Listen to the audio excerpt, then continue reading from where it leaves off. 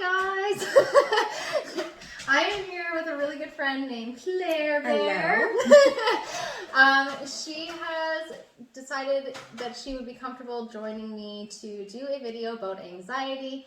Kind of just for a lot of different reasons, but to teach people that have anxiety that they're not alone, as well as to educate the public of people who may not understand exactly what anxiety is and how it affects an individual. So both Claire and I openly speak about our mental health and both struggle with anxiety ourselves. So we decided that we would put together this little video for you to kind of make it more comfortable to talk about for those who may not be comfortable. That's right. Put a face to it all.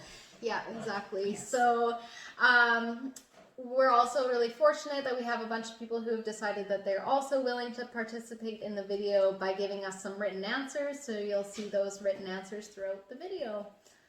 Perfect. Yes. Onward. So I guess we could introduce ourselves. Yes. Okay. My name is Claire. I'm born and raised in Kamloops. Well, pretty much. Been here most of my life. Went to school here, got married here, had a child here, worked here for a long time. That's how Haley and I actually met.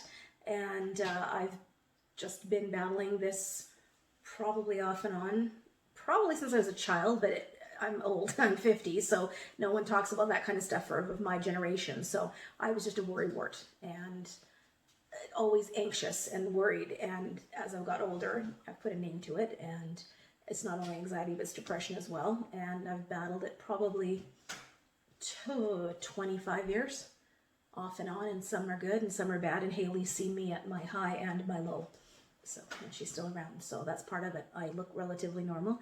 I function. I have a job. I have a family. But there are days that it is too hard to function, right? And so I just curl up in a ball and ignore the world, like most people who have anxiety and depression do. Yeah, for sure. Like I can definitely relate to that. So for those who don't know me, or maybe this is the first video that you've tuned into, my name is Haley. I also live in Kamloops. I have a degree in psychology, a bachelor degree, as well as work in mental health. I work specifically with youth right now who are considered vulnerable or at-risk youth.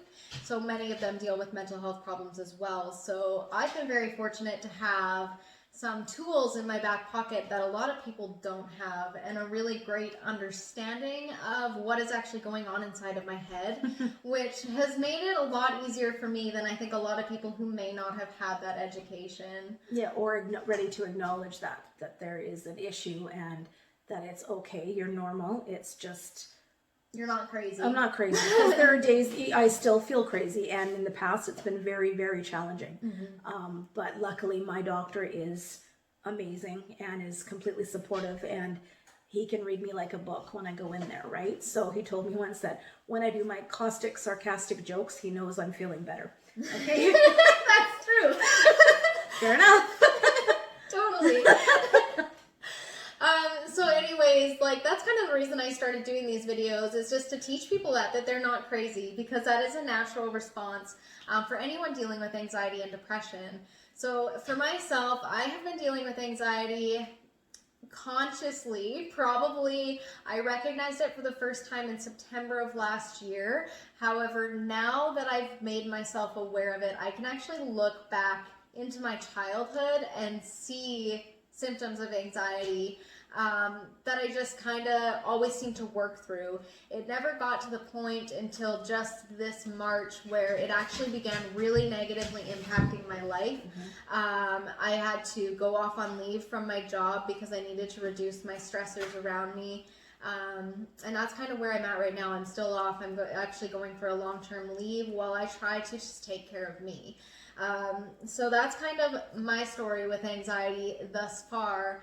But what we're going to talk about, we have kind of a guideline of questions that we've asked everyone that's participating in these videos that we're going to go over. And then if anything comes up kind of naturally as we're talking about it, we'll definitely dive into it a little bit. Because I think the main thing that we want to do is open up the conversation.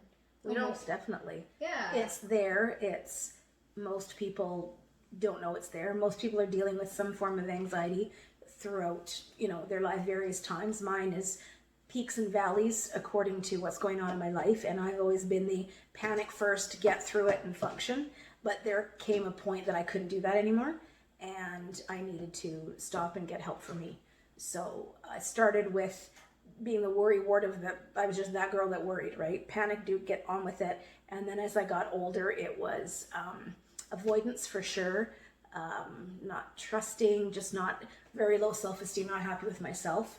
And then older I got out of that and more productive and happier. And then after I had my son, who's 20, the health nurse came, and they always do a visit, and are you prone to depression? And I'm like, no, and I burst into tears and thought, oh, well, maybe I am.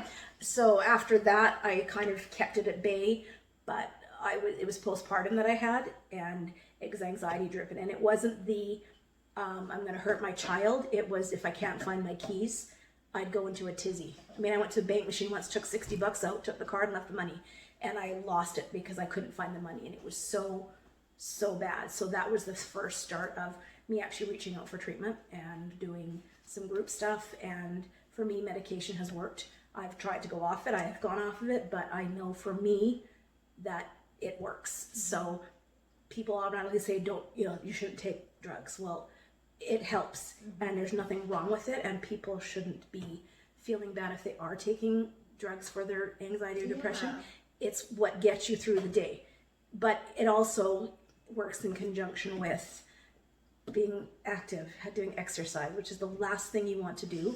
However, it does help, right? It does. And reaching out when you can, taking breaks when you can. I was the one that went yes to everything, and it wasn't until I was 40 years old and my marriage had ended that I took some time off for me to be with my son, and I was off for 8 months, and that's the first time I'd done that ever. Right? So I took care of me. And I still try to when I can, but it's tough. It still comes back. Yeah. So I kind of just want to jump back to the medication topic. So we know in general that anxiety has a huge stigma. People don't understand mental health. So I don't know if anybody who's watching has watched my depression video, but I actually drew a picture of what goes on inside of your brain and how the chemicals that are in your brain and how maybe a lack of receptors actually contribute to depression and anxiety. So it's not, people are not crazy. Our brains are different than somebody who doesn't suffer from this. So medication in that sense should not be stigmatized. There's people, you'll see those posts on Facebook where it's like the picture of the medication and the picture of the outdoors, and it says like, this is medication and this isn't. And it's like, no. Both are great for you. Medication is not right for everybody. No, and it works for some and it doesn't for others, and that's okay. Yeah. And the ones that work shouldn't judge the people who aren't on it, and those that, aren't on it shouldn't judge the people that are on it, because we're in the same boat. We're just rowing with two different oars. Yeah, right? Absolutely. That's a great way to put it. So like for myself, I tried the natural route. I was like, I don't want to go on medication. I tried everything I could. I tried essential oils. I tried just doing coping strategies. I tried adding more exercise into my daily life. But it just wasn't enough. It just wasn't. And I can tell you, it's like night and day from the time that I started my medication till now. And I still struggle. I'm still trying to find that balance of, how much of the medication that I need. I know the medication that I'm on is working, but I still don't sleep well. Like, there's still always something I'm struggling with, but hopefully eventually I'll get that in balance.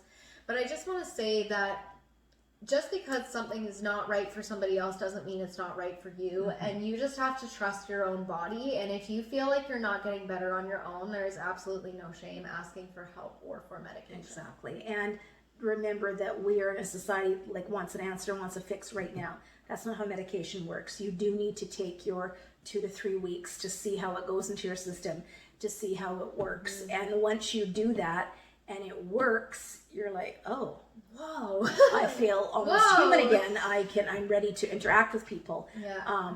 COVID is an example for me. I actually upped my dosage on one of my medications simply because everything, not that I did anything anyway, but now that I couldn't do anything, I was worried about it. So my doctor phoned me. He's like, how are you doing? I'm like, not so good.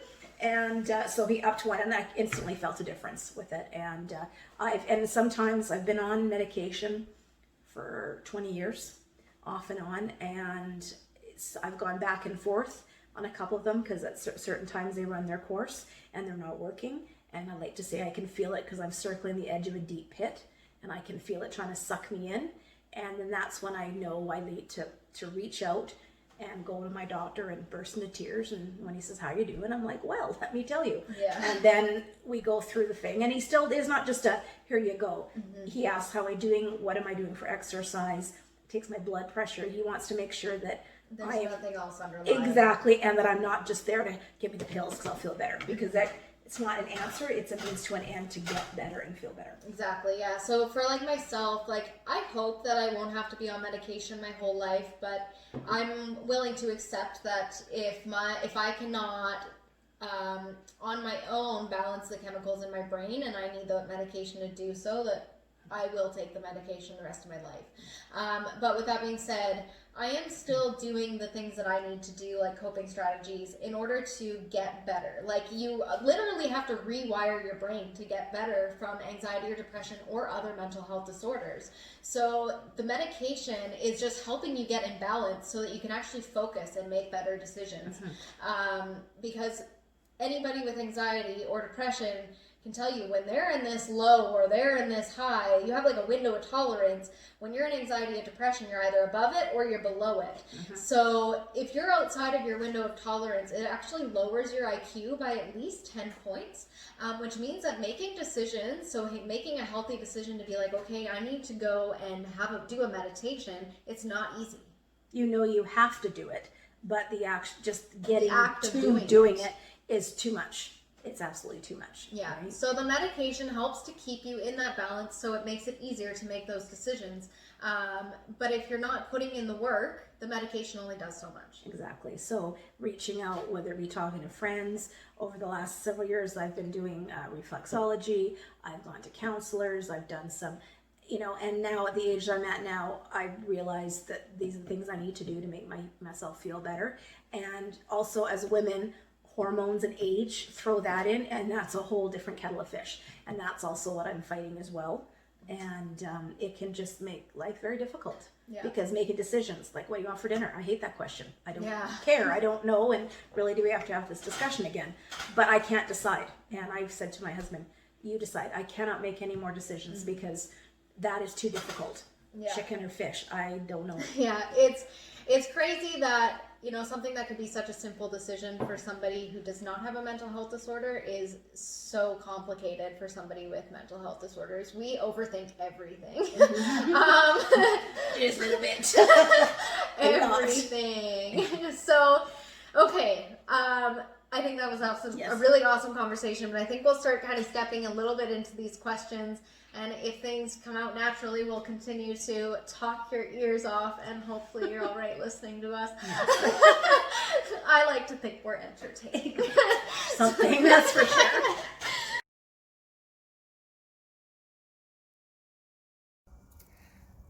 Hi, my name is Gina, and I was diagnosed with depression and seasonal affective disorder in 1995.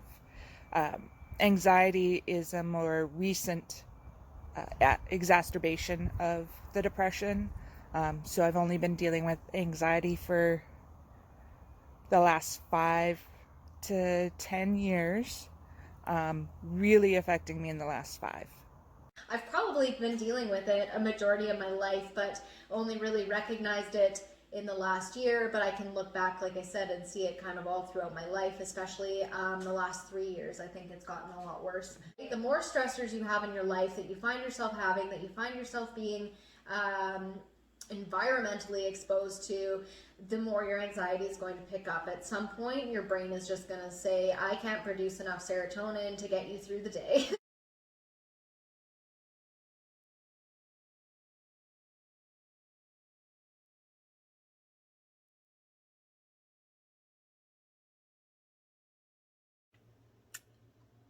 Okay, so how long have I been dealing with anxiety?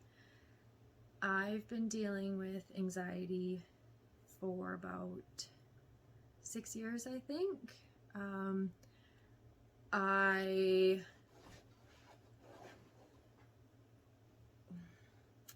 I don't know. It wasn't really that bad at first, and I could kind of deal with it and keep going, and then it got really bad. And I started having panic attacks all the time, and I was constantly crying, and I didn't know what was going on, and I didn't understand it. And then I finally decided that I needed to talk to somebody about it, because the little tricks that I was doing, the little things that I knew that would calm it down, weren't actually working anymore. So yeah, about 6 years or so.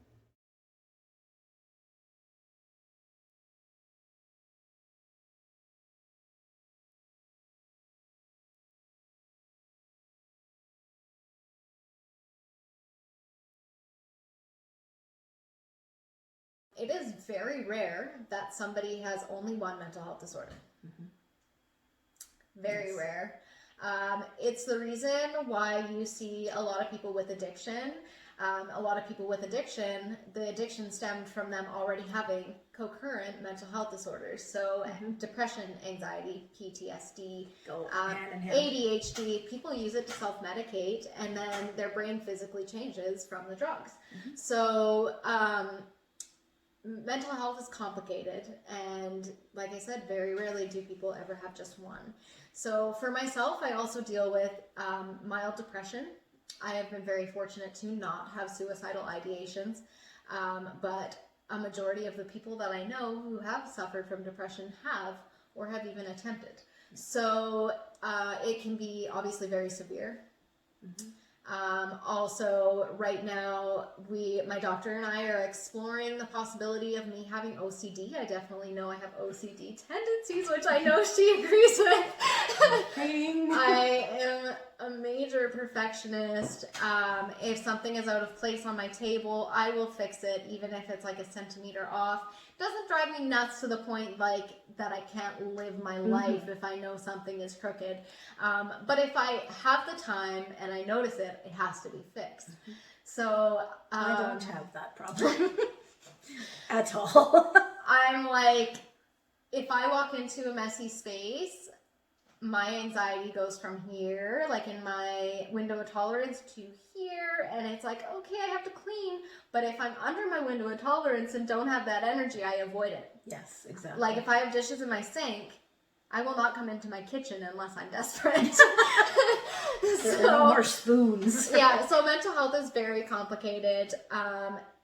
And that's why I wanted to ask this question, is because I know it's such a common thing, and I want people to recognize that you can have more than one mental health disorder. And mine is anxiety and depression, and like I said, I've met people over the years. As an example, when my son was born, I went to the counselor, and she said, tell me about this, and she's like, oh yes, come to my group. So I went to this group session. It was the first time I'd experienced that. There were 5 people in the group. I knew 4 of them.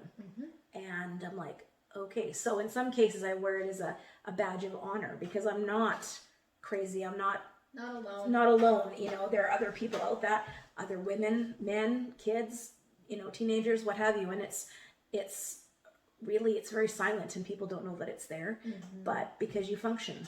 And a lot of times it's function just because you have to, and that's your, you know, fight or flight. Right? You got to function. You have to go to work, especially if you're a parent like I was of a young son. It was very, very difficult, but I did have a good support system around me at the time. And like I said, my doctor, so I was able to get the help that I needed. Right. Yeah. So mental health it's a silent disorder. It's a silent illness, right? It's the same with a lot of pain disorders. People don't know that you're suffering from it unless you talk about it. And that's why we've decided to talk about it. Because there's so many people that are closeted, that are so ashamed for feeling the way that they feel. They just feel so wrong for feeling the way they feel, and you're not wrong. If that's the case, you're not crazy. No, you're just going through it. Someone said to me, oh, you look like your life's perfect. I'm like, oh my God, not at all. Right? And of course, what's perfect in my brain is what the ultimate goal, but that's not realistic. And part of it is to just acknowledge, you know what, like you're fine just the way you are. Get the help you can, and you know it's not the end of the world if this doesn't happen. You adapt. You adapt, definitely. But adaptability is like change, and change is bad for a lot of Change people who is have really anxiety and depression. You Yeah. know, like Change causes me stress. oh, For sure. yes. Like, I know when I went to change from the job that Claire and I had worked at together to go into my mental health position, like, I was so excited because I knew finally I was going to do what I was trained for. I needed a job that was more rewarding for myself. That's just who I am. I needed something that I could give to that also gave back to me in a way. And so I was so excited, but at the same time, I had so much anxiety over the change because I had Change is built all bad. these relationships with people, and that was really hard to leave. And that's normal for most people who have been in a job long term, but I mean, think of that times like 20. Because you find that people who are having anxiety and depression, they focus all of their energy because they want to look healthy and happy. So their job becomes who they are and what they represent. And when that ends or changes, you don't know who you are anymore. Yeah. Right? And an identity that's happened crisis. twice in my lifetime, right? And it's hard. I mean, I still don't know who I am, and I've been in this new job for 3 years. Yeah. Right? And it's still a struggle Yeah. because you're constantly comparing back and forth and this and that and what you did and what you could, and it just is a vicious circle. Yeah, that's totally for me right now, being off of work, because I made this change and I fell in love with my job. I love my job. I think what I'm doing is so rewarding to be able to teach these youth who just don't have the capabilities of somebody with a, I say normal in quotation marks because brain chemistry is not an exact science. We are all different. But somebody who does not have mental health disorders, there's things that they're capable of that these youth that I work with just aren't. And so to be able to teach them things and help them develop and see those changes is so exciting for me. And like, it just makes my heart feel full. But for me to be able to have to step away from that, I'm still going through an identity crisis because my whole life I have taken care of everybody but me. Oh yeah. I have never ever. Ask Claire, she'll do it. Yeah. Ask Claire, she'll know, she'll help, she'll do this. Part of it also was because if you're not happy with what's going on in your world, you overcompensate by putting yourself out there. Exactly. Right? Like, I would take on other people's work that I shouldn't have taken on, or like, for me, like, I would take on people's feelings, like, so bad. And so my whole life I've been like that ever since I can remember. I remember always being that person my friends would come to and be like, Haley, I need advice. Like, from a really young age, right? Because of my life experiences too, I grew up a lot faster mentally than a lot of my friends. So I did have different experiences, which helped me to develop. And I, of course, like, while those things were definitely caused a struggle for me, at the same time, they grew me into who I became. They grew me into wanting to take on such a challenging job and take care of other people in such a meaningful way. But stepping away from that after doing that all those years is very, very hard. Like, all of a sudden my counselor's like, you know, you literally have exhausted yourself taking care of other people. She's like, you literally do not have the capacity to take care of anybody but you. And so to go from doing that, like, if I was on vacation with my husband, I was always worried about, how can I make this better for him? You know, what can I do for you to make this more fun? And I mean, obviously I had fun. I enjoyed myself too, but I was not the focus of it. And so that's been a challenge for me to try to learn who I am outside of caring for others. Because I think, like, and I'm sure you can contest to this, like, when I started at Home Depot, if people asked me who I was, I'd always, you know, somehow identify myself as that caregiver, right? Or very helpful, or, you know, but it is always about other people. It was never about me. I didn't really talk about me.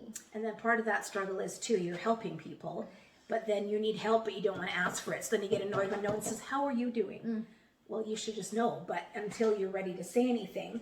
So it's a lot of mixed emotions, right? Which also turns one of the next questions, like, how do you recognize, or what are your triggers, right? Well, for me, like I said, irritability, I'm having arguments or conversations with people in my head before I even get out there. I've already established that this is what's going to happen. So then when it doesn't happen, I'm like, well, You don't know how to react. don't know how to react because it's not happened the way I wanted it to be in my head, right? What triggers are, it just depends on what's going on. Any day-to-day life, finances, work, relationship, the house, and it could be little things that build up and build up and build up. But well, what about this? And if I haven't done this, then this is going to happen. And then it's a constant state of worry, and thoughts are just all over the place, and you get nothing done. You just sit on the couch and cry because you can't make a decision, and B, you don't know where to begin and don't know who to talk to.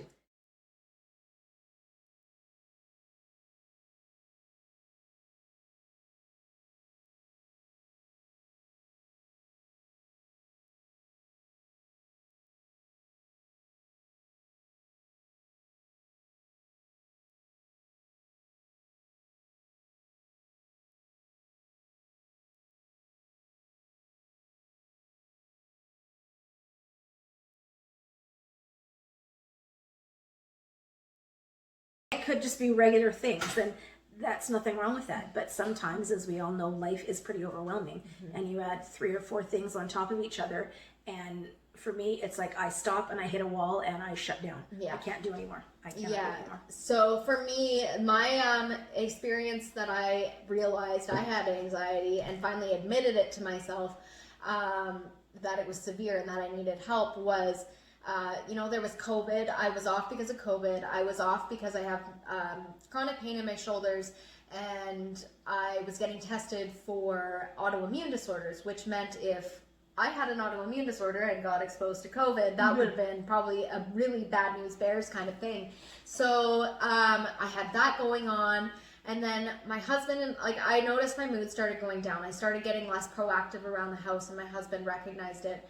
And we ended up getting in an argument. That argument was what pushed me over the edge. My husband and I have a great relationship.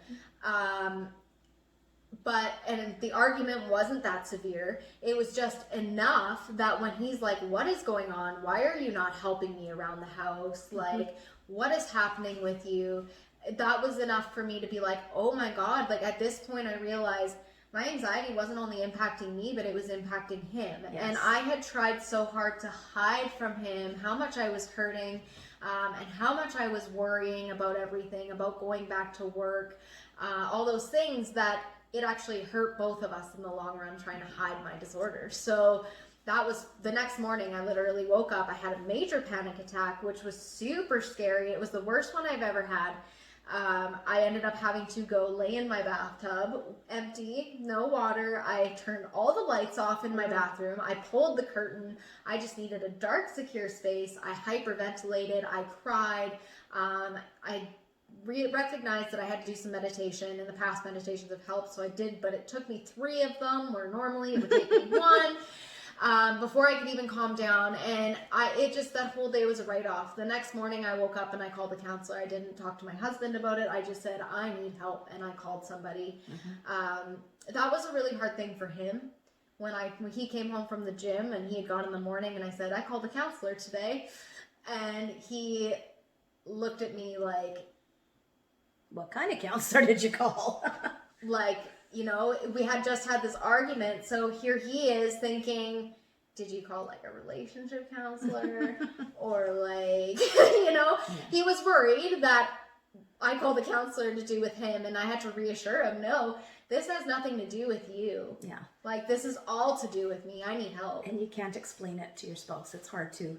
They can see you struggling, and that could come across as just being beyond irritable, or nitpicky, or just weepy, or can't get off your butt. Exactly, right? Yeah. And that is hard on Low them. libido, right? That was another issue for me. In that week, my libido went like from here, like I've always had a fairly decent libido, to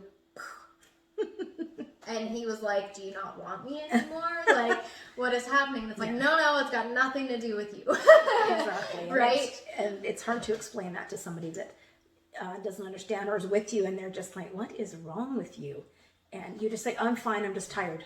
That was my standard. Me too, yeah. Tired. I'm just tired. I have a headache. I'm tired. Not even, it just tired. And my husband's like, you're too tired. You need to go get some help. And I knew that, but now I can recognize it on my own and reach out when I need to. I am going to walk away for 1 second. So if Claire has anything she wants to say, go ahead and speak about it, because I'm going to go grab a picture that I drew. Oh yeah, I've been doing art recently as a therapy for my anxiety, and just something that you just said about like that brain kind of yelling at each other back and forward is exactly what I drew, and I kind of want to share that with you in this moment. So I'm just going to grab that. I'll be right back.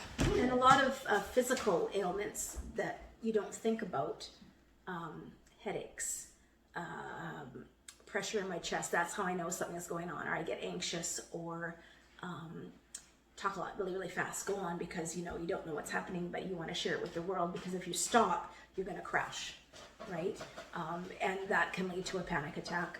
For me, if I've got something too much on my brain, I know I get dizzy, and I can feel, that was probably my first anxiety or panic attack I had. Anxiety attack was I was at work, and I couldn't walk like I looked, and the whole world was going this way. And actually I had to get walked back to the lunchroom because I couldn't. It was too much. And oh yeah, I'm fine. But and then you just hit that low, and then that's it for a while. You just can't function, and then everything else hurts, right? Work, you're short-tempered. I'm worried you're not going to get anything done, so you try to do it quickly, but therefore it's not being done correctly. Home life, your house goes in the crapper, right? Clean laundry. As an example, when my son was little, I wore the same sweatshirt for 6 months. Every picture of him, I've got this horrid red sweatshirt on. But that was just easy to do because I didn't have to care about myself. I just put that on. That was my safe, this big red sweatshirt that I will never ever wear red sweatshirts again because of that, right? Yeah. And it's impacted everything, right? My issue with my child, my former spouse, the current spouse, my parents, my sisters, because you don't want to bother your family, but they're the ones that can help you. But then, having said that, they may not understand, because what is wrong with you? That's one of the battles I faced. Yeah. Whether it was said or not, I always felt, and that's it. You're feeling judged, and most it's just here. It's not what's actually going on. Yeah.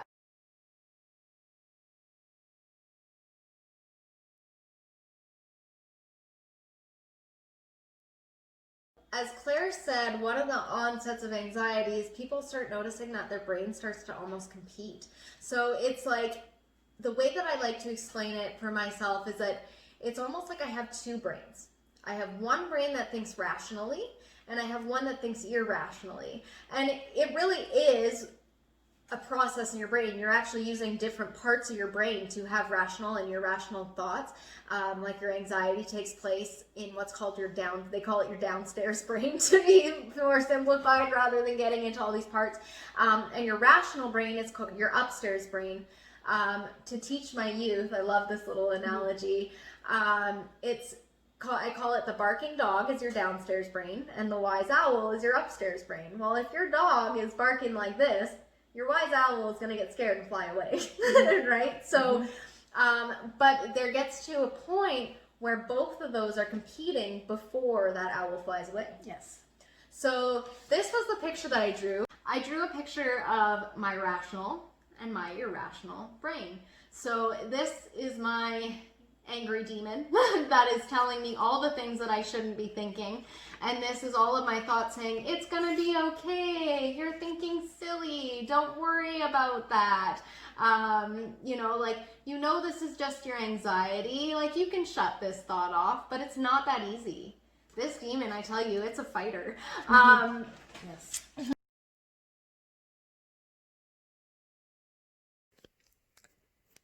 Hey, it's 1 o'clock in the morning. I'm having anxiety, and I keep thinking to myself, even though I know better, keep thinking I know I should do coping strategies. Maybe I should do some meditation, something, anything. But I keep having this thought that maybe I just deserve to feel this way. And I know that's not true. And that's the one thing with anxiety, is that when you're going through anxiety, you have this rational brain and you have an irrational brain. And so the rational, educated side of my brain is telling me this is what you need to do. These thoughts aren't real. And then there's this other side that's saying, like, no, like, you totally just deserve to feel this way.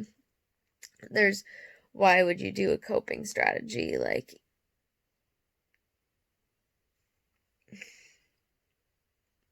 it's almost like that side of your brain doesn't want you to feel better, and it tries to tell you you're not deserving of feeling better.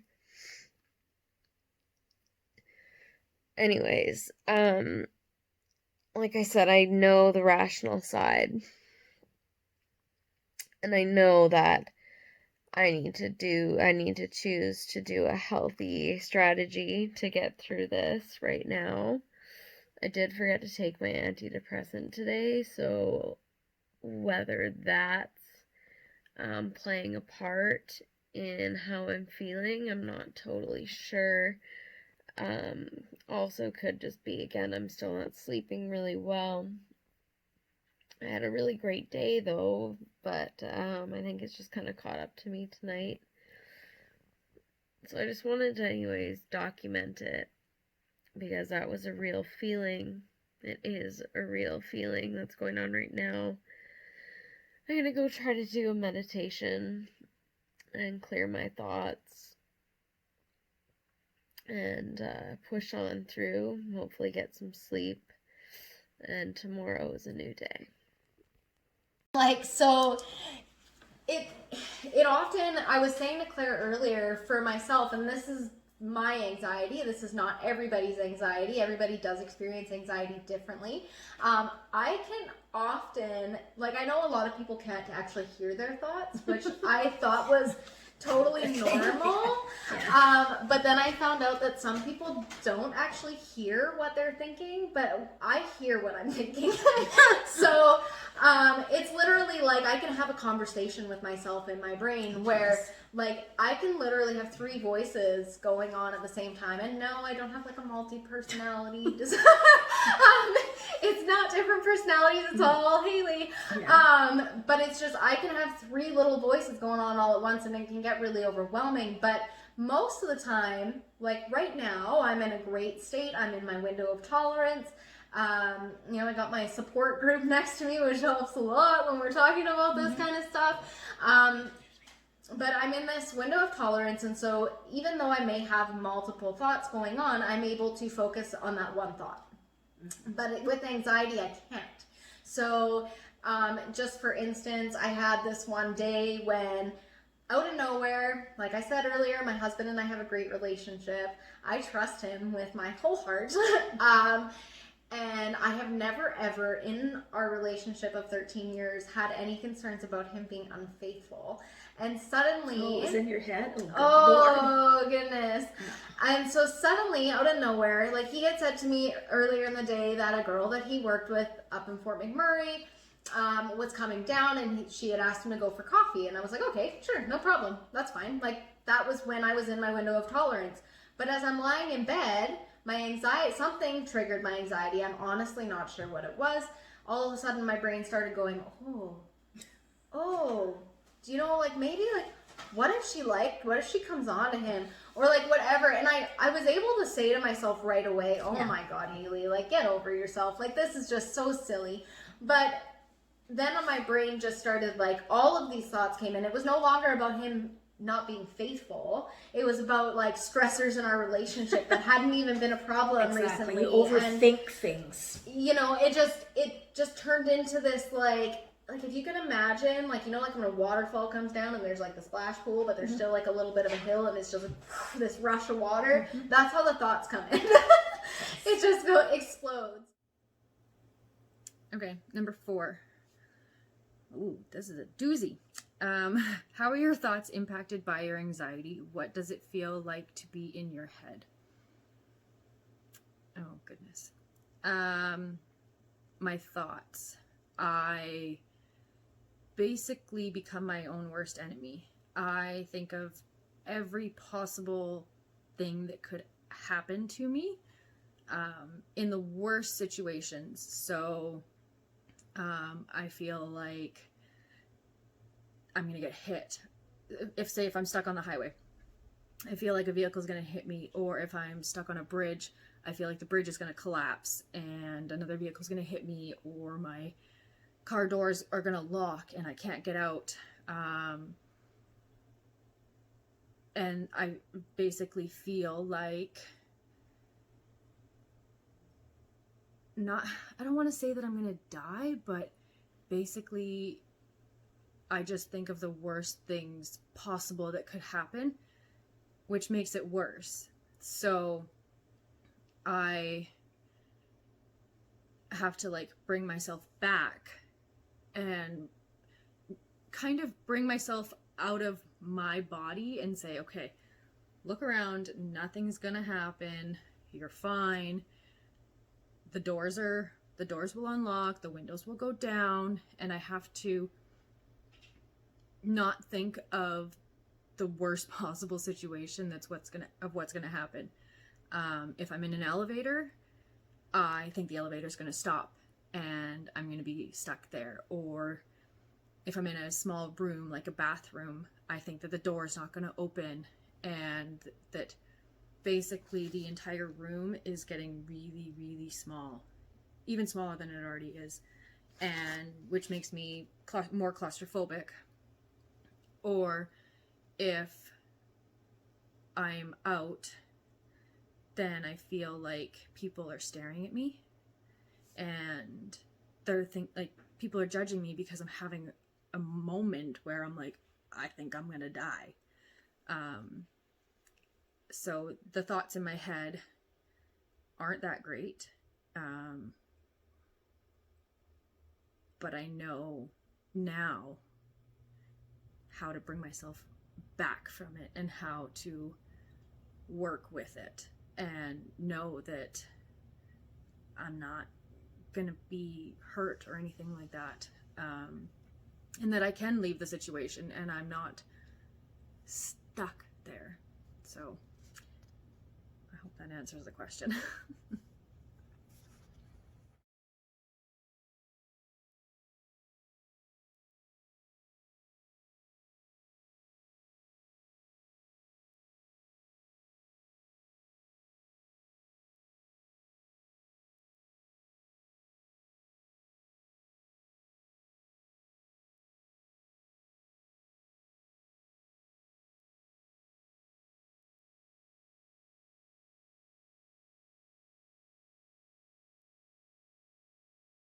So that is what the two brains are, is they fight. Like, you literally can be having this awful thought and your other side of your brain is saying, no, like, that's not right.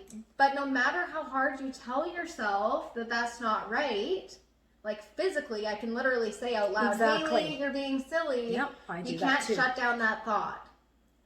You can't. However, you can, but you have to use coping strategies. That comes with coping strategies, whatever. So you can go like, enough, like driving to work. I'm like, okay, I'm gonna do this, and and like, stop it, Claire. I've said that to myself because that's just there. That's not real. Mm-hmm. What isn't here is just you. Yeah. And you're gonna get yourself all into a big tizzy and just have a bad day. So choosing to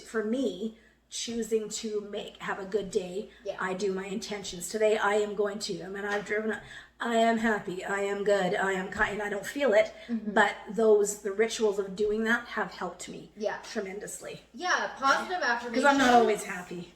Yeah. I'm not always happy at all. But, like you and me both, put on a happy face, smile, and, you just get through it, and then you go and you hit something in the back room. Yeah. Positive affirmations has actually proven to be a really, really wonderful coping strategy. So what it actually does is it rewires your brain. So if you picture your brain like a city, and you picture all these roadways, like you're looking up, say you're, looking at it from above and you see all these roadways everywhere. That's your brain. There's all these little neurotransmitter roadways, all of this stuff. But what happens is anxiety creates these negative habits. Yes. So picture your negative habits as the roadway that's going downtown in this direction. The more you travel it, the more your body's going to maintain it, because they know that's the road you're going to keep traveling. And then if you continue to repeat positive affirmations, what you're actually doing is paving a new road. But it takes repetition. Yeah. Because you've been so used to traveling this road, why would I change my direction now? Exactly. It's like if I drive... change, and change is bad. Yeah, like if I drive to work the same way every day and then suddenly decide, oh, I'm going to go this way, I'm probably not going to go that way every day. I'm going to go the way I'm used to and comfortable with. But autopilot. Yeah, when you repeat actions and repeat words telling yourself you're happy, it actually, over time, this negative thought road gets destroyed, and it becomes easier when you're in a bad moment or whatever to take the proper pathway. So that's what I was talking about earlier when I said you're rewiring your brain. Totally. And it does take time, and it does work, and it is constant. For me, I also have been using stones and crystals that have got different properties, and like a worry stone, I'm just giving it, right? Because, and I've got one stone, I should have brought it, and it's called a vampire stone. I'm sure there's an actual real name for it, but it is to not ward off evil spirits, but for negative energy that is coming your way, put this thing up and just takes it away from you. And it works, right? And I mean, because sometimes you can only sage so much that you need every little bit helps. So for me, it is with the crystals and saging and, prayers. It doesn't have to be one thing or another. It's whatever works for you. So I've drawn on all sorts of things. And I would say this time I do feel better about things, right? I mean, I'm still going to have dark days, right? We all do, yeah. But it's all in how you handle it and know to reach out. Yeah, so for myself, recognizing the onset of anxiety, I actually start to feel like a tightness and a heaviness in my chest. It almost feels like maybe if I've been running, and like when you're running and all of a sudden you kind of have to catch your breath, and it kind of like you get that feeling in your chest where it's like, right? That's what I start to feel as soon as I start feeling anxiety. Like a fluttery kind of pressure here. Like I'm experiencing it right now. Yeah. And I'm not like worried about what we're doing or our environment, but I can feel it now. The more we talk about it too, the more it could potentially invoke these responses, right? Because we're talking about it, right? And so our body is like, normally when we talk about this stuff, we get this reaction. And so with anxiety, your body can actually mistake being excited. So maybe you're like, hey, I kind of like that we're doing this project and like having this conversation, but your body is mistaking being excited for being anxious. And so your body actually responds the same way, which is really conflicting. Totally, because you can go that, and then for me, it goes and goes and goes, and then that's it. I'm done. I can barely get through the day to get to the door, to get home, to go lay down, because I am just exhausted. Yeah. I've spent so much time and energy functioning and, making the anxiety less, that it's almost, multiplied its intensity, so that by the time my day is over, I am done. Yeah. And I have got nothing else to give. Yeah. Right? And that's hard when you are in a relationship, you have a home, you have a family, and you just want to go, everyone just go away and don't talk to me. But they're always talking. Yeah. Always wanting something. Yeah. So I usually will get that feeling. And then that kind of comes with like almost like a labored breathing. Like I feel like I really have to focus on my breath when I shouldn't. It's almost like a paranoia that sets in. And then from there, of course, then I notice my heart starting to race. And I know that if I don't intervene right away, that I am going to end up in a full-blown panic attack, which usually, like I said earlier, will include hyperventilating.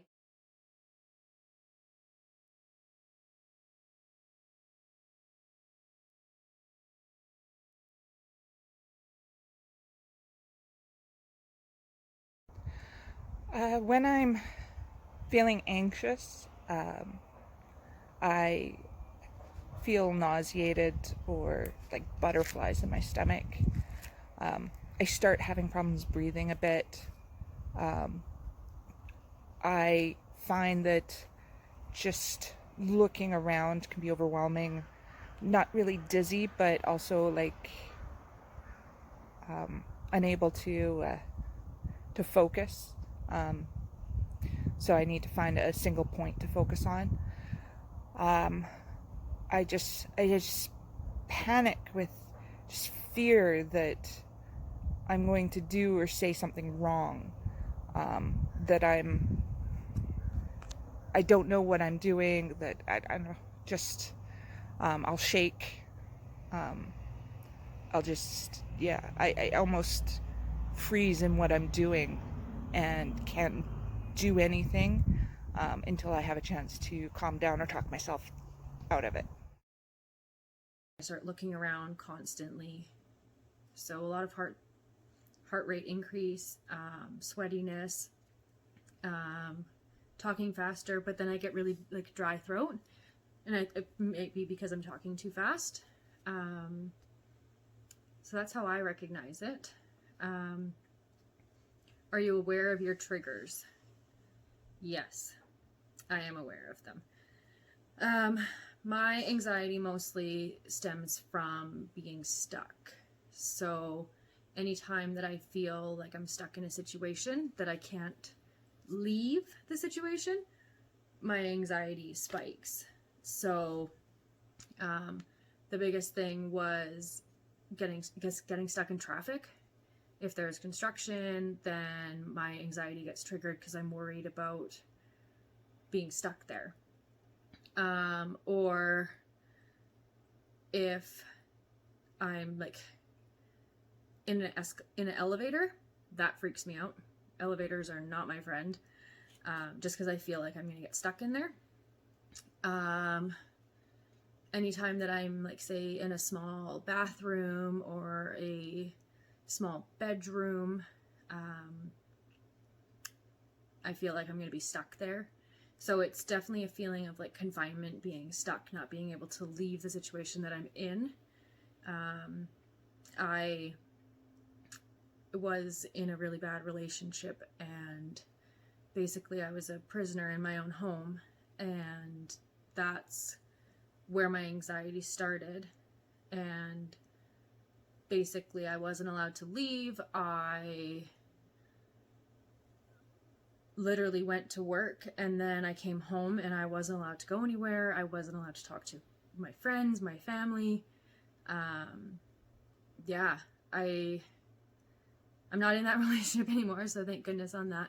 But I was finally able to get out, and yeah, I guess just the feeling of being stuck somewhere really triggers me. So yeah, that kind of sucked, but I'm better now. My anxiety is lessened, which is great. I know certain things to do when I feel it happening, and I know, like, if I have the choice of taking stairs, I'll take the stairs instead of taking an elevator.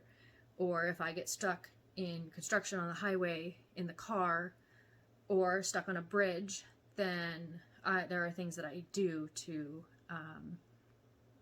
allow my anxiety to be less. The triggers that I've recognized for myself, cluttered spaces, things that are out of order. I feel like I have to have control over my environment more so than I ever did before. I've always been a perfectionist, but like if I had a mess in my house before I started dealing with anxiety, it didn't overwhelm me, and now it overwhelms me. But a lot of the time that's a normal reaction with anxiety, not necessarily cleaning your house, but you have to find a sense of control for something because you don't necessarily have a sense of control up here. Exactly. For me, that's my environment, that's my space. Some people, it's relationships. They have to have control in their relationships. It might be just a matter of they have to have control over how much time they spend with people, right? Like sometimes, Yes, exactly. yeah, sometimes it's hard to like actually interact with people.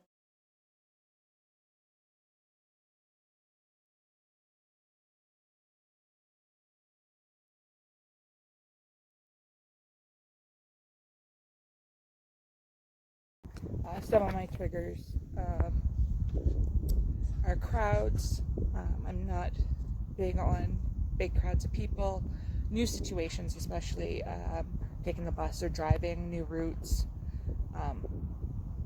just unusual or new situations that I have not experienced before and where I have a fear of failure. How has anxiety impacted 4 areas of life? So we talked about social life, work life, home life, and relationships. So of course, social life, I think, is one of the ones that get most impacted with people in anxiety, because it's not like there's actually a cycle with anxiety, and everybody's cycle is different. We talked about that window of tolerance. Sometimes people can sit in their window of tolerance when they have anxiety for a while, and then all of a sudden there's a spike where now all of a sudden they're up above their window of tolerance, which is like that fight or flight response. So that'll happen, and that can last for, sometimes it's only a day for people, sometimes it's a week, sometimes it's a month, and then they'll maybe go down into their window of tolerance again, or they might go straight down into their freeze response.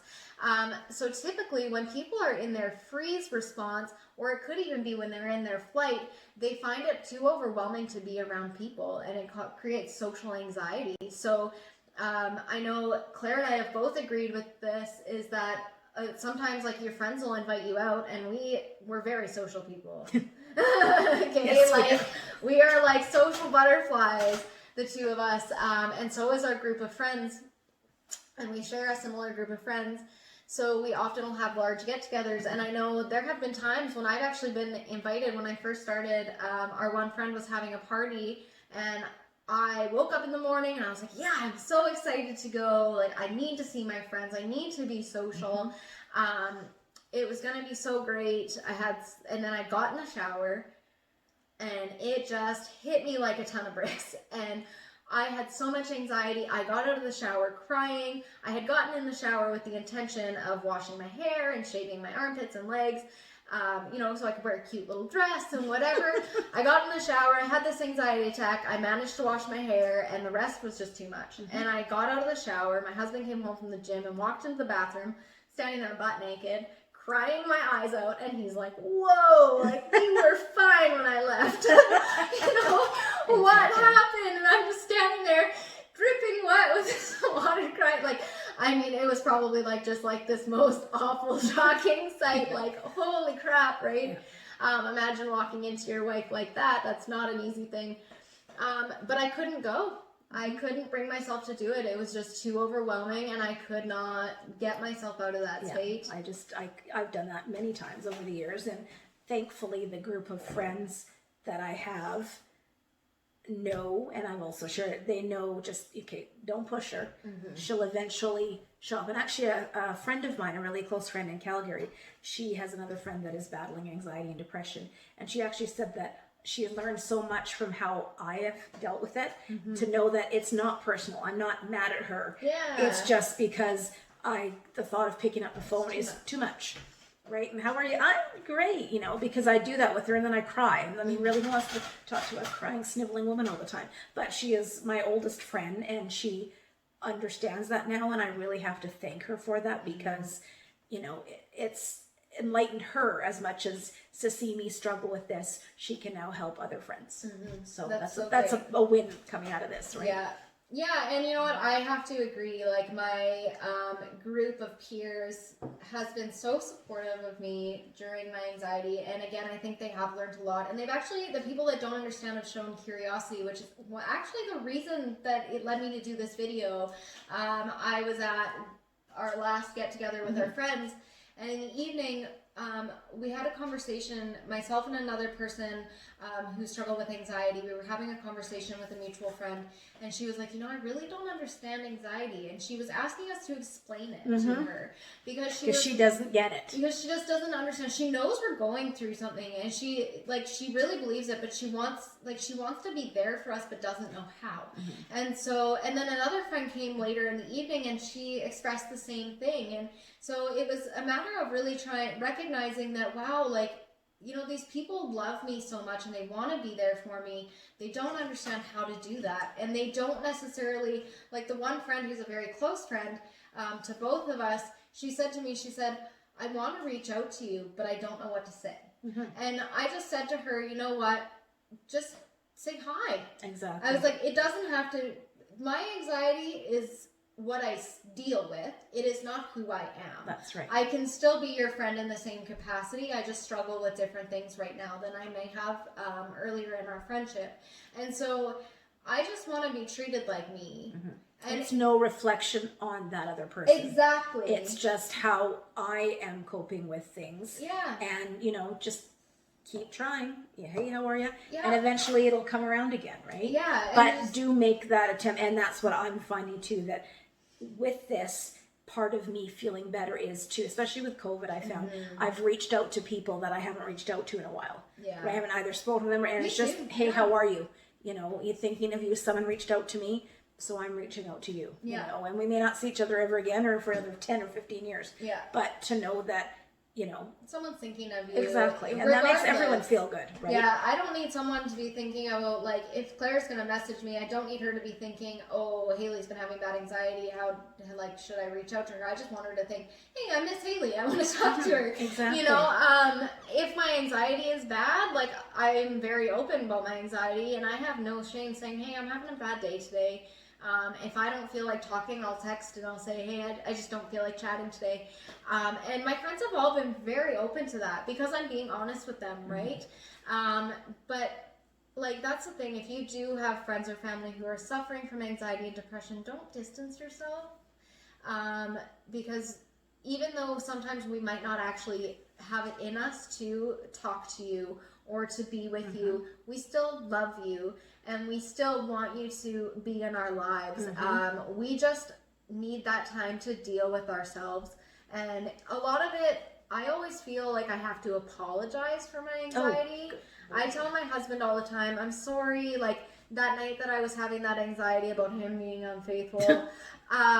And it wasn't necessarily him being unfaithful, it was this woman maybe coming on to him or whatever. I messaged him and I just said, can you just please say something nice to me? Like, and that's what I've done too. I literally, but I wouldn't tell him what was wrong because I was so worried that my irrational thoughts would like hurt him in some way.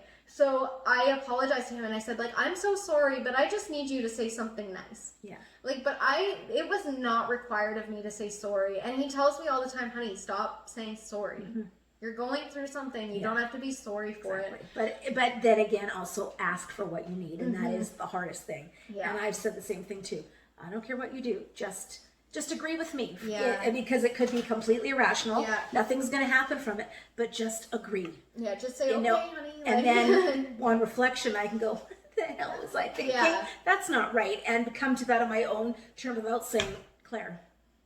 yeah. Right? And then that would increase the anxiety again. Yeah. And then as it affects all the relationships, your work, your home, your spouse, your friends, it's just a constant. Yeah, so this is touching again now on relationships and how anxiety will impact relationships. And one thing my husband said to me when I first started dealing with this, I came out of my counseling appointment and I said, she told me that she's confident that I have depression. At the time I was sitting in that low window of tolerance, right? I was really shut off.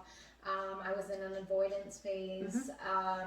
And he just said to me, he said, I don't know how to help you. And I just said to him, I was like, I don't need you to try to fix me because you can't. Yeah. Only I can fix myself. But what I just told him straight up, what I need from you is to be supportive of my mental health. If I'm having a bad day, just be understanding of that, right? Don't try to push me because sometimes that will just send you off the deep can end. send you off the deep end, right? If I can't get up and do the dishes, like, it's because I am literally in a battle right now. There is a war going on inside of my brain. It's not because I'm being lazy.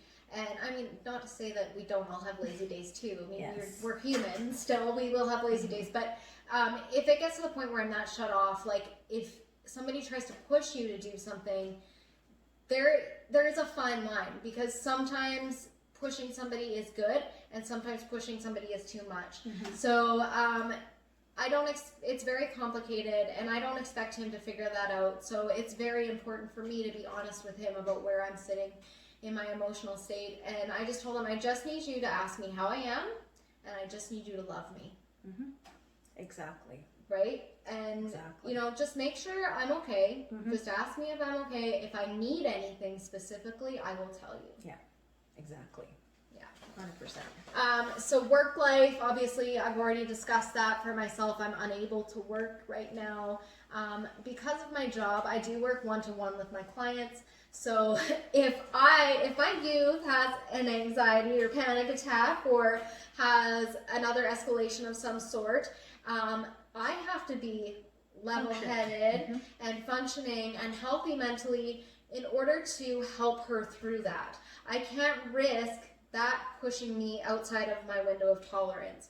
For myself right now, I am consistently outside of my window of tolerance in my flight or fight response. I find it very difficult to sit still. Right now it's not bad because I'm having conversations and I have kind of a goal in mind from what's going on here. I also haven't seen Claire in a while, so visiting is always so wonderful. I also was having a more level-headed day today. I slept better last night, but a lot of the time for me, if I am just sitting down, I have to be doing something on my phone. Like I can't just watch TV, I have to be playing a game. Or sometimes I can't sit down at all. I'll go all day almost without sitting down. Sometimes I even forget to eat because I get so, there's so much going on. If I don't stay busy, then I'm going crazy. So there are days when I will literally not stop moving, and I actually have to stop and remind myself. Sometimes I'll set an alarm on my phone to remind Well, that's a myself good to way eat. to keep doing it, right? Yeah. And for me, how it is the ability to concentrate. I've had different jobs over the years, and ebb and flow. Some are good, some are bad in terms of how I concentrate. But I mean, combined with my age now, that has been a real struggle. That, you know, and Haley can attest. My favorite expression is, Claire, use your words, because I can't get them out. They're here. I sound intelligent. Yeah. I think I am, but I can't get the words out to express what I want, what I need, or even to say, hi, my name is Claire, because I'm like, Yeah. right? And that is frustrating in itself. Yeah. So to try to, and then that increases the anxiety. So again, the different coping mechanisms that I have now have really, really helped. Yeah. But, you know, it's that, you know, how do you spell the?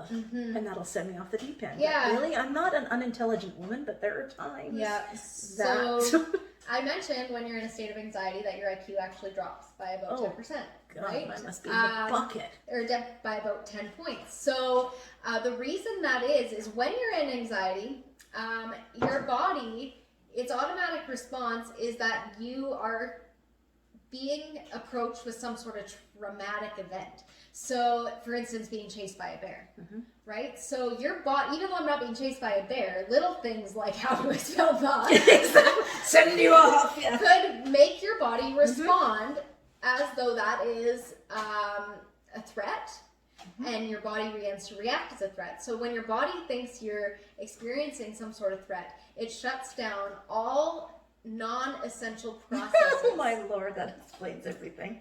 It does. Interesting, right? Yeah, very so interesting. it'll start to shut down non-essential processes. So it's very possible that you could be running from a bear and you may have had to poop your pants like 5 minutes before, but your body will not recognize that anymore if you're being chased by a bear, because actually expelling yourself is no longer a priority. Yeah.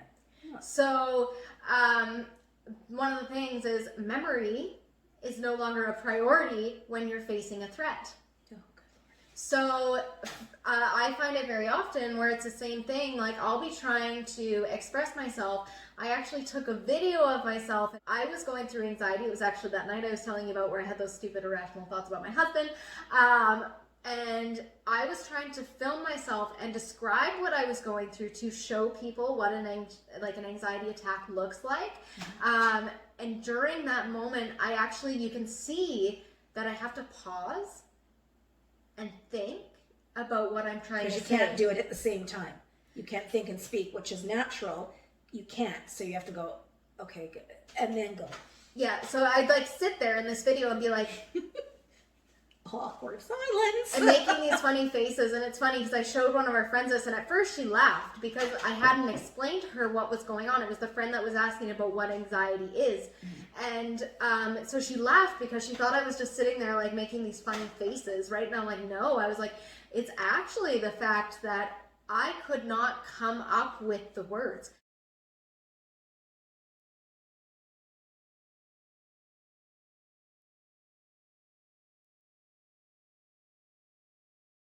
And my thoughts are still getting away on me.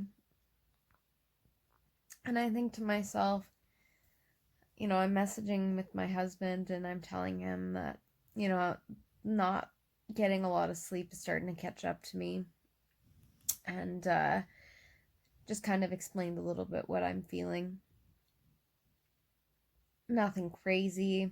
Told him I'm okay and, you know, not to worry, that I'm just starting to notice that my moods are changing, and even that I'm noticing like my face changing with anxiety.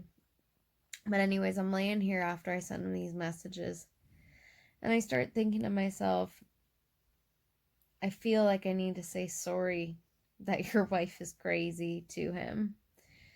And then I stopped and I thought, that's just crazy. Like, that's silly. Like, I mean, I know that him seeing me go through this is not easy. And for that, I am sorry. He didn't necessarily sign up for this. I mean, we made a commitment to each other, obviously, to be with each other through our hardest moments, and obviously this is considered one of those. I'm sorry that it causes him stress, but the literal thought that I had was I should send him a text and say, I'm sorry your wife is crazy. I'm not crazy. And I know that. So why is that a thought? And I thought to myself, that's stigma. That's stigma that puts that thought in my head. Because people look at mental health and they think that people are crazy. I'm like a very intelligent person. I'm educated. Mental health is second nature to me at this point. I've preached it so much to people, right? But to not be able to come up with words like neurotransmitters, which is like second nature to me, or I have a problem with that to begin with. yeah, but exactly. But that's the thing. Things that are second nature to you no longer become second nature, and it's your brain totally just shuts parts of it off. Names for me, I am very good Yeah. at names and faces, and I can tell you a whole life story. But I remember this is probably a couple of years ago.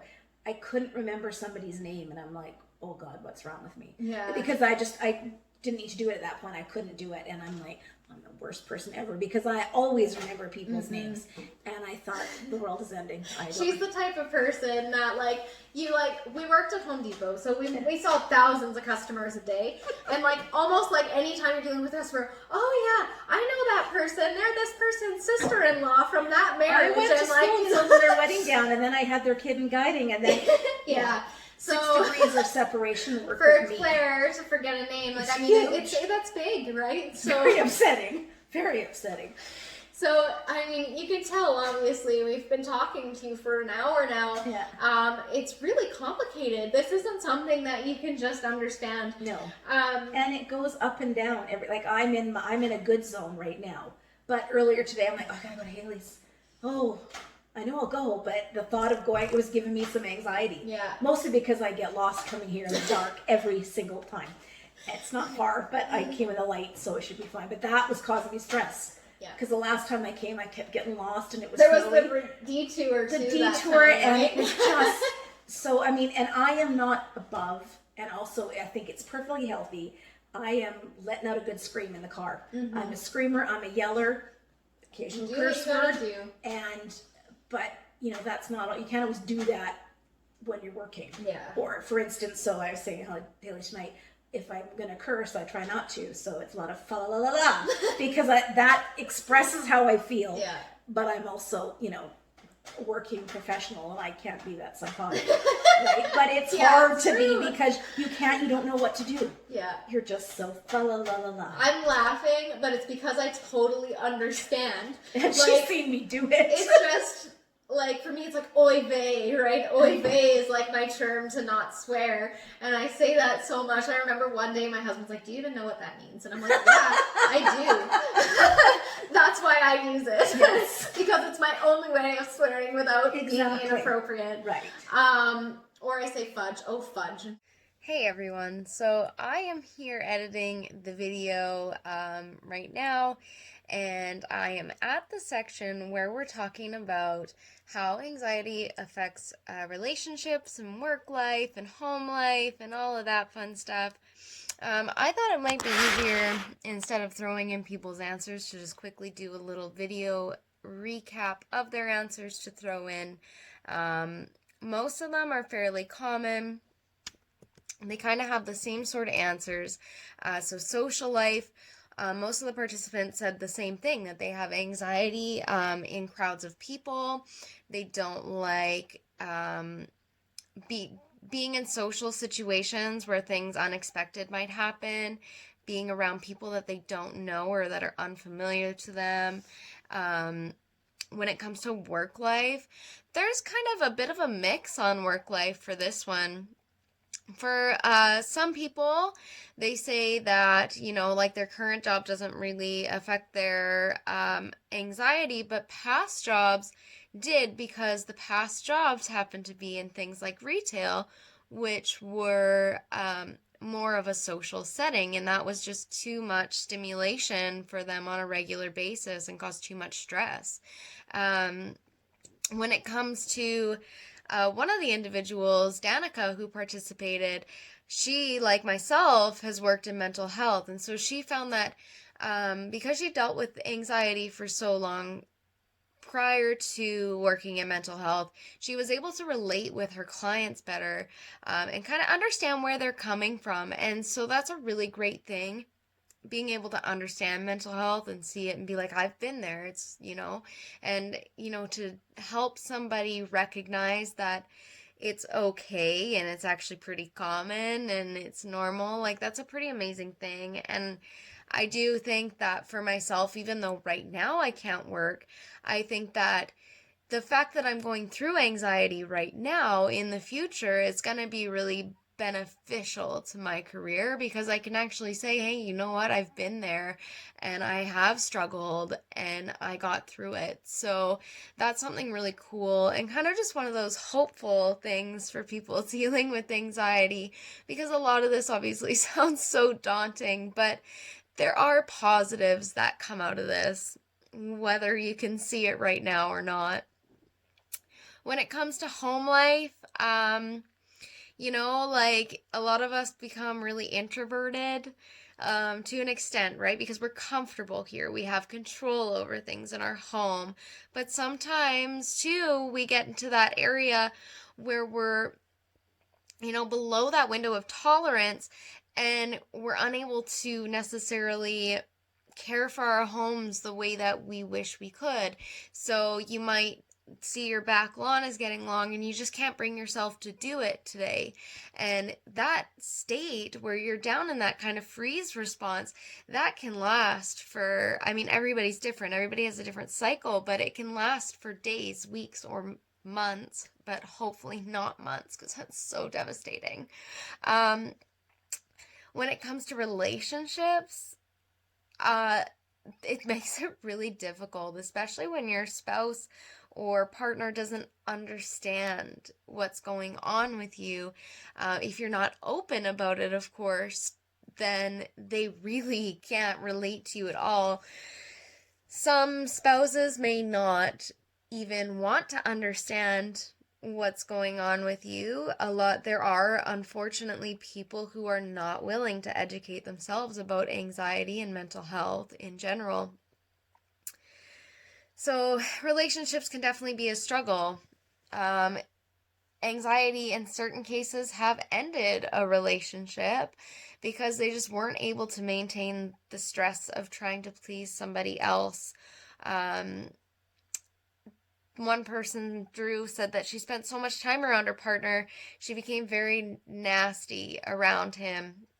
And it ended up being that I don't know, maybe she didn't like who she was. She didn't necessarily clarify exactly what kind of turned into it, or she just was feeling really miserable in the relationship, which is totally possible, especially depending on their reactions. It's hard to say, but it was one of the reasons that she ended up ending her relationship.